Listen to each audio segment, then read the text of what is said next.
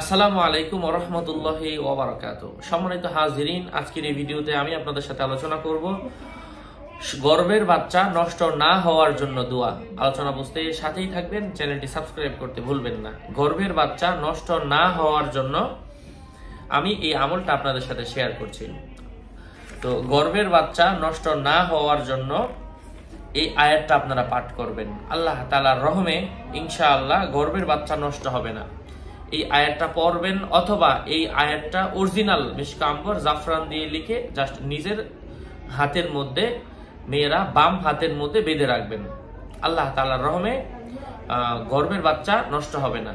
অনেক সময় বদ নজর লাগে, অনেকের জিনের সমস্যা থাকে, অনেকের জাদুর সমস্যা থাকে, অনেক মেয়ে আছে পেটে বাচ্চা আসলে বিভিন্ন কাজ বাজের কারণে পড়ে যায়, অনেক সময় অনেকে বদ নজর দেয়, অনেকে বাচ্চা হতে দিতে চায় না, অনেকে অনেকভাবে ক্ষতি করে। তো আপনি চাইলে কারো কাছে যাওয়া ছাড়া নিজেই করে লিখে রাখেন। মিশকা আম্বর জাফরান দিয়ে এই কালিটা এই দোকান থেকে নিতে পারবেন, নিজেই ঘরে বসে দেখে লিখে নেবেন।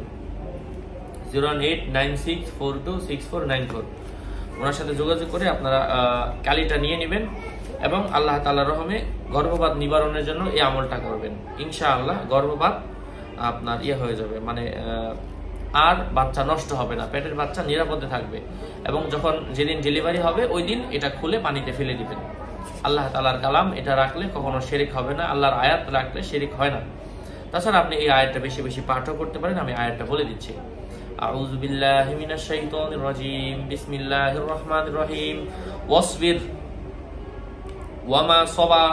ওয়ামা সাবারুকা ইল্লা বিল্লাহ ওয়ালা তাহজান আলাইহিম ওয়ালা তাকুন ফি দাইকিম মিম্মা ইয়ামকুরুন ইন্নাল্লাহা মা'আল্লাযীনা তাকাও ওয়াল্লাযীনা হুম মুহসিনুন। আমার নাম লিখে আপনি ফেসবুকে সার্চ করবেন না, হাজারো মানুষের আইডি আসবে। আমার নাম আর ছবি থাকলে ওইটা আমি না, আমার ভেরিফাইড চ্যানেলের ডেসক্রিপশন বক্সে ক্লিক করলে পেজ এবং আমার আইডি আসবে। বারবার বলার পরেও সাবধান না হলে এ দায়ভার আমি নিচ্ছি না। আসসালামু আলাইকুম ওয়া রাহমাতুল্লাহি ওয়া বারাকাতুহু।